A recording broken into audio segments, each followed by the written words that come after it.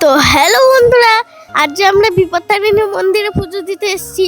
আমাদের নতুন অতিথি গপু, দেখো কি সুন্দরভাবে আমার হাতের উপর বসে আছে। দেখো আর কেমন লাগছে অবশ্যই হ্যাঁ, জানাবেন। কেমন লাগছে অবশ্যই জানাবে। আর যারা যারা গপুকে ছটকাতে চাও, জলদি জলদি বিপত্তারিণী মন্দিরে তো চলে এসো। হ্যাঁ, মানে কিছুক্ষণের জন্য এলে বাবার সাথে গপুকে দেখতে পাবে। তো আমরা চলে এসেছি বিপত্তারিণী মন্দিরে। আমাদের একটা স্বপ্ন ছিল। হ্যাঁ হ্যাঁ, বলো তুমি বলো। অনেক অনেক বড় স্বপ্ন ছিল, সেটা পূরণ হয়েছে।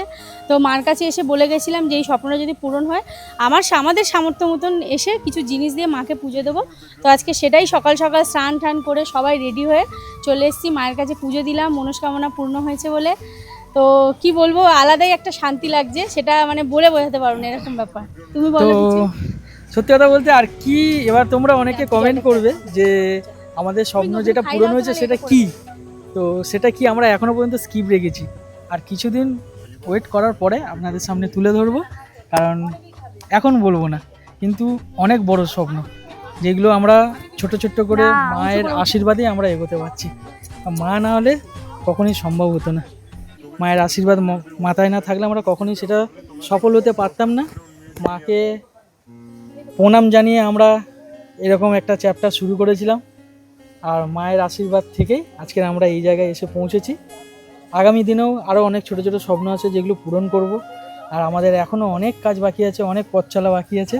তার মধ্যে আমরা প্রথম ধাপে গিয়েছি। হ্যাঁ, তো সেখানে আমরা সবাই চলে এসেছি। দেখো, সব আমরা ফ্যামিলি মিলে চলে এসেছি। আমরা সবাই রয়েছি, ফ্যামিলিটা একটু ঘুরতে চলে এসেছি। পেছনে ক্যামেরা রয়েছে কিন্তু সুনিতা। হ্যাঁ, এই যে আমি রিকোয়েস্ট করছি তোমরা এখানে আসো। তোমাদের মনে মনে যা আছে মনস্কামনা, সেটা এখানে বলে যাও। দেখবে তোমাদের এই মনস্কামনা ঠিক না ঠিক একদিন হলেও পূরণ হবে, যেমন আমাদের হয়েছে। ঠিক বলেছে, একদম সত্যি কথাই বলেছে, একদম সত্যি সত্যি। তো তোমরাও আসো, এসে মায়ের কাছে চেয়ে দেখো, অবশ্যই পাবে।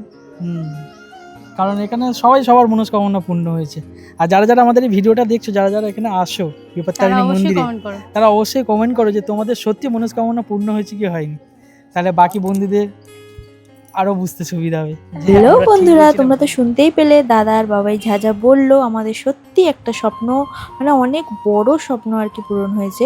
মানে তোমাদেরকে বলে বোঝাতে পারবো না। অনেক দিন ধরে আর কি আমরা সবাই মিলে ভেবেছিলাম যে বিপত্তারিণী পুজো দেবো। ঠিক আছে, এটা হলো আমাদের সোনারপুর রাজপুরের সবথেকে বড় জাগ্রত মন্দির, মা বিপত্তারিণী মন্দির। তো আমাদের মায়ের কাছে আর কি দাদা আর কি মানসিক করেছিল, দাদা আর বৌদি। তো মাকে কিছু উপহার দিতে আর কি গেছে, কারণ স্বপ্নটা পূরণ হয়েছে বলে। তো এই যে দেখো মাকে দিয়ে দিচ্ছে, আমি আর কি দূর থেকে ক্যামেরাটা করছিলাম।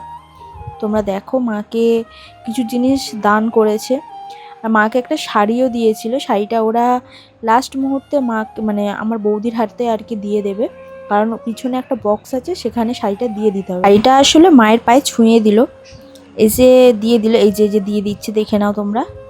এবার ওই শাড়িটা পিছনে একটা বক্স আছে, সেখানে দিয়ে দেবে। সেটা তোমাদের আর দেখালাম না আমরা। এই যে ওদের মায়ের কাছে কথা বলা এবং মাকে যা যা দেওয়া হয়ে গেছে, বেরিয়ে গেল। এবার অন্য ঠাকুর তোমাদের দেখাচ্ছি। এটা হলো মা দুর্গা। ওখানে অনেক রকমের ঠাকুর আছে, আর এই ঠাকুরটা আমার সব থেকে প্রিয় ঠাকুর। তোমাদেরকে এই যে কাছে গিয়ে দেখাচ্ছি, একটু দেখো। মায়ের চোখের তাকানো, চুল অসাধারণ। আর প্রত্যেকটা ঠাকুর কিন্তু মাটির না আর কি, প্রত্যেকটা ঠাকুর সিমেন্টের।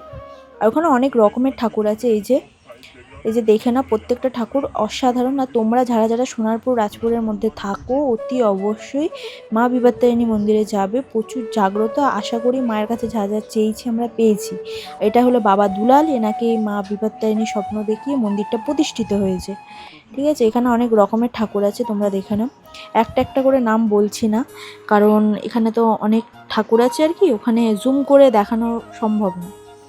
আর এই যে এই ঠাকুরটা হলো বাবায়ের সব থেকে প্রিয় ঠাকুর, গনু দাদা। বাবায়ের খুব ভালোবাসে গনু দাদাকে। এই যে এখানে আমরা সবাই আছি, এবার চলো নিচে যাব। এখানে আমাকে একটু দেখে নাও। হ্যালো, একটু ধূপ মোমবাতি জ্বালিয়ে আসি সবাই। হ্যাঁ চলো যাওয়া যাক। আসো আসো, চলে আসো। চলো চলো জোরে জোরে চলো। তো আমরা এখন রত্নবেদী মন্দিরে যাচ্ছি। হ্যাঁ তো রত্নবেদী মন্দিরটা একটু দেখিয়ে দাও। রত্নবেদী এটা ধরো। দেখো লেখা আছে। রত্নবেদী মন্দির মানে তোমাদের কাছে ক্লিয়ার করে দিই, এখানে হলো বাবা দুলাল মা বিপত্তারিণীর জন্য এই বেল গাছের গোড়াতে বসে মা বিপত্তারিণীর জন্য ধ্যান করেছিল, আর মা বিপত্তারিণী তাকে দেখাও দিয়েছিল। তাই জন্য এই মন্দিরটির নাম রত্নবেদী। এই যে আমরা সবাই ধূপ মোমবাতি দিয়ে দেয়, তাই আমরাও দিয়ে দিলাম, আর এখানে সবাই দেয়, ঠিক আছে। আর আমাদের বাবাই সোনার অবস্থা দেখো, মানে পায়ে একটুকুনি বোধহয় আগুন লেগেছে তাই সাইড হয়ে গেছে। আর এখানে অনেক ছোট বলো বড় বলো আমাদের অনেক ছোট ছোট সাবস্ক্রাইবারদের সাথে দেখা হয়েছে, তাদের সাথেও তোমাদেরকে দেখিয়ে দিচ্ছে আর কি। বাবাই গিয়ে এর সাথে ফটো তুলেছে, এবং এই যে ছোট্ট বাচ্চা মেয়েটা যে পিঙ্ক কালার ড্রেস পরে আছে তোমাদেরকে দেখাচ্ছি, এখন বাবাই কিছু একটা বলছে। তো যাই হোক, মানে পিঙ্কি কাকিমাকে মানে কৃষ্ণদার বউকে আর কি কিছু একটা বলছে। তো যাই হোক, ওটা আমি শুনতে পাইনি তাই ওটা কিছু বললাম না। আর আরেকটা জিনিস তোমাদের দেখাচ্ছি, এই যে এইটা এইটা তোমাদের মানে বলে বোঝাতে পারবো না এটা কি, এটা তোমরা ভালো করে দেখো, দেখে আমাকে কমেন্ট করো। তো বন্ধুরা, আমরা এর আগেও বলেছিলাম, এখনও বলছি যে মা বিপত্তারিণী মন্দিরে আসা বা সেখানে মনে মনে একটা তোমাদের নিজস্ব মানত করা একটা আলাদাই অনুভূতি। এখানে যে যেরকম মনস্কামনা করেছে বা চেয়েছে পায়নি, মানে বলাটা খুব ভুল হবে, সবাই পেয়েছে, কিছু না কিছু পেয়েছে, আর কিছু না বলাটাও ভুল, কি বলো? পুরোটাই পাবে এরকম পুরোটাই ব্যাপার। পেয়েছে। না পেলে এখানে এত হাজার হাজার মানুষ আসে কি করে প্রত্যেক দিন। আর এটাই বলবো, যারা যারা এখনও আসোনি চলে আসো আমাদের সোনারপুরে বিপত্তারিণী মন্দিরে, খুবই নামকরা, খুবই জাগ্রত। এখানে এসে তোমাদের যা যা মনস্কামনা আছে বলো, দেখবে সফল হবেই, যেরকম আমরা হচ্ছি তোমরাও হবে। বাবাইয়ের কিছু সাবস্ক্রাইবার, টাটা।